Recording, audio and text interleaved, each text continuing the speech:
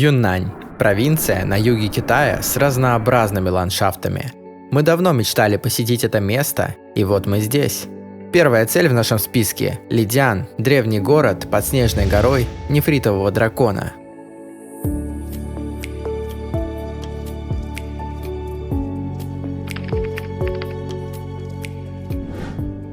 Знаете, почему никого нет на улице сейчас? Потому что время 6 утра. Мы встали, чтобы посмотреть на восход. Жизнь котов. Мы начинаем. И вот на часах 6:30 утра, и мы наконец-то добрались до первой точки нашего путешествия.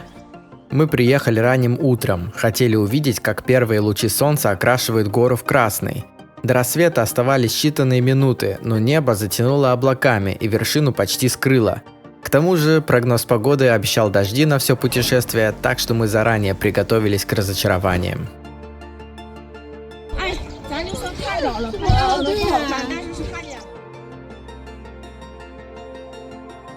Перед нами сейчас гора Юйлун, снежная гора нефритового дракона, священное место народа Наси и одна из самых узнаваемых вершин Юннани. Говорят, что увидеть ее без тумана уже удача, а рассвет здесь вообще считается редким подарком.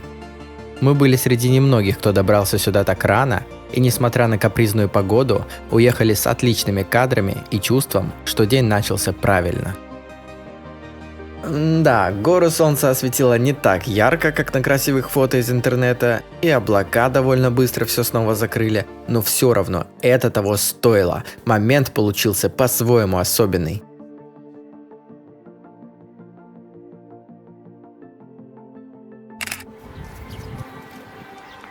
Привет, ты какой грязный. Бедный весь в колючках. Привет, мой хороший.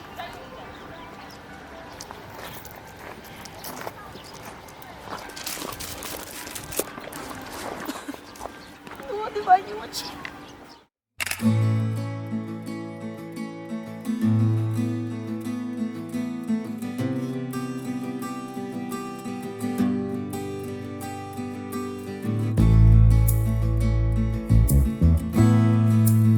Мы приехали сюда вне сезона, как раз после праздника середины осени в Китае, поэтому здесь народа совсем мало. Мне определенно нравится это место, и оно стоило того, чтобы вставать в 5 утра. А кстати, вот почему у нас такие уродливые ботинки. Мы надели сверху них чехлы, которые защищают от влажности, потому что рано утром в горах неизбежно появляется роса, которая может испортить все впечатление от этой прогулки. Да, и кстати, их нужно отмывать.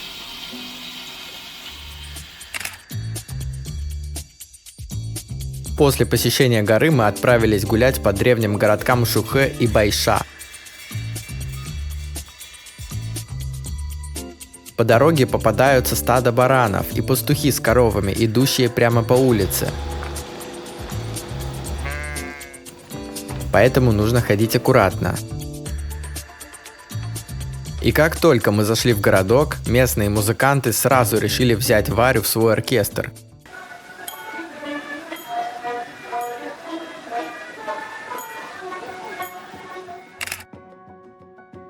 Сейчас Байша и Шухэ выглядят тихо и спокойно. Узкие улицы, каменные дома, кофейни и рестораны. Люди всех возрастов устраивают фотосессии в народных костюмах.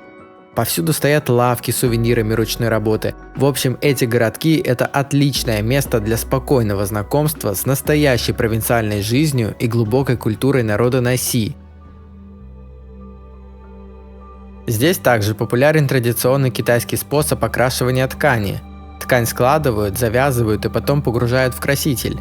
Места, где нитки преграждают путь краски, остаются светлыми, формируя уникальные узоры.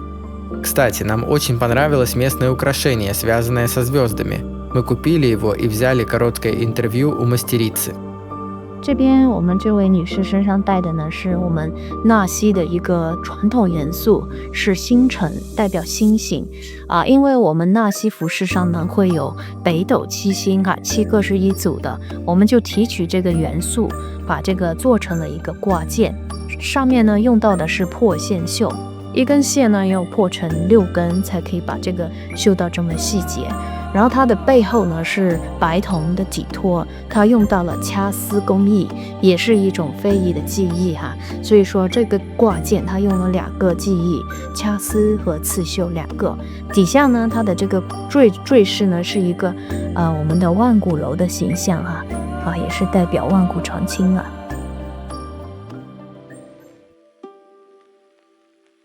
На одном только украшении наш шопинг не ограничился. Далее мы пошли смотреть местные наряды. Из всей одежды нам особенно приглянулась вот эта куртка в тибетском стиле, поэтому было решено ее взять.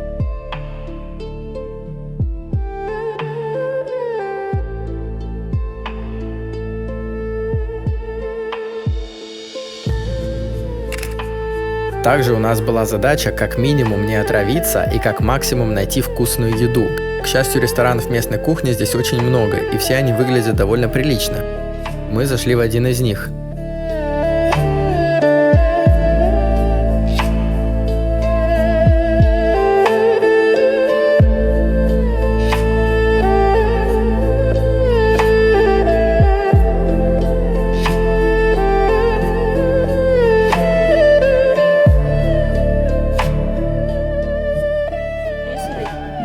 Набором риса, который выращивают на плантациях в провинции Юньнань.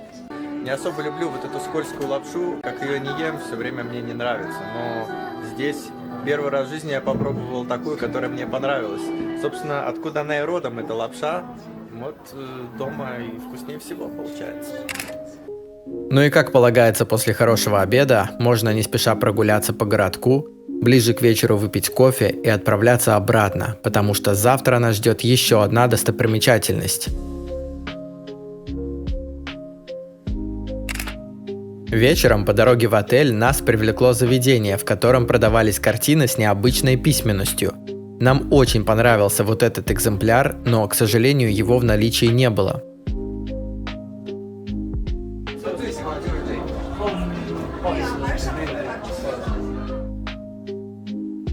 Мы остановились на этой картине, и мастер предложил нам выбрать пожелание на древнем языке, которое он напишет на ней. Мы попросили его рассказать про эту письменность подробнее. 这是本地纳西族的文字，叫东巴。这种文字最早是记录在布头上，后面有了造纸术以后呢，纳西族东巴叫老西，就是用这个东巴纸把这个文字给传承下来。可以说是没有这个纸，但就没这个文化了。所以东巴纸很出名在这里啊。OK， 家庭戏。 Кстати, эта письменность выглядит очень интересно и довольно наглядно. Например, так изображается беременность, глаза, сытость и борьба. А еще эту письменность можно встретить в городе на различных знаках и указателях.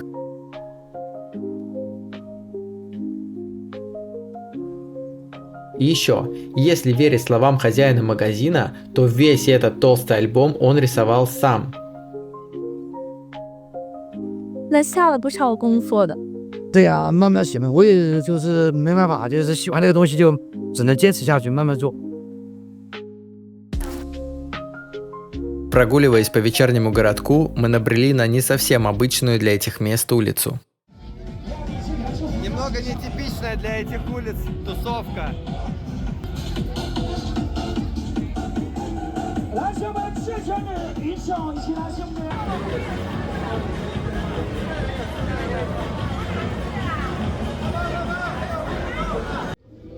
Но минус таких улиц в том, что народу просто немерено. Да, шумные места нам не особо интересны, поэтому мы пошли дальше смотреть сувениры.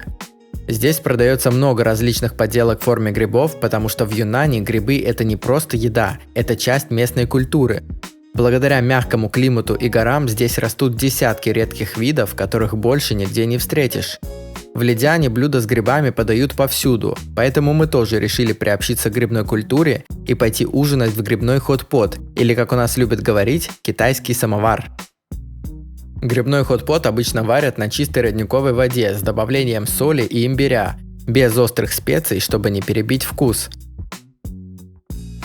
На следующий день нам предстояла долгая дорога до Синей лунной долины, поэтому ночью мы взяли с собой немного булочек, чтобы не терять время утром и выдвинуться пораньше.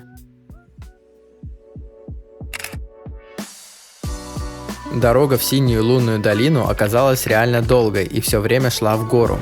Чем дальше мы ехали, тем заметнее редел воздух и тем выше поднимался показатель высоты над уровнем моря. Сейчас мы добрались до туристического центра на высоте 3000 метров над уровнем моря. Здесь чистейший воздух. Многим людям закладывают уши, периодически кричат дети от того, что им не очень комфортно здесь находиться. Также даже взрослые покупают себе эти кислородные баллоны, с которыми они потом поднимаются. Доехать до Синей лунной долины можно только на туристическом автобусе, так как дорога туда закрыта для обычного транспорта. После высадки мы шли по небольшой дороге, где деревья частично загораживали вид. И вот мы наконец дошли до одной из смотровых точек на Синее озеро. Это действительно завораживает. Вода меняет оттенки от бирюзового до насыщенно-синего в зависимости от цвета и угла. Нам повезло, небо было чисто синим, а не серым, и именно поэтому вода выглядела так ярко. Если бы погода была плохой, например, как нам обещал прогноз, цвет был бы совсем другим, не таким впечатляющим. Вода очень ярко-синего цвета, и это никакие не фильтры. После посещения основных смотровых точек мы свернули с туристической тропы и пошли в места, которые не описаны ни в путеводителях, ни в социальных сетях. Сделали это мы не зря. Перед нами открылся совершенно другой, еще более впечатляющий вид на озеро.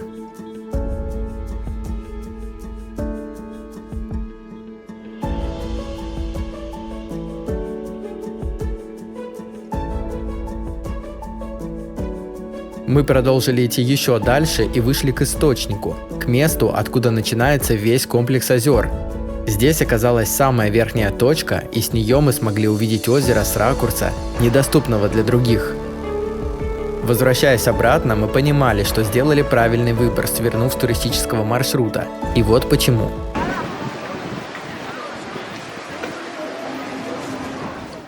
Мы не стали долго оставаться на месте и сразу отправились в наш городок, чтобы успеть к закату. Дорога была спокойной, вокруг постепенно темнело, а мы с нетерпением ожидали момента, когда солнце опустится за крыши старого города и окрасит его в теплые оттенки.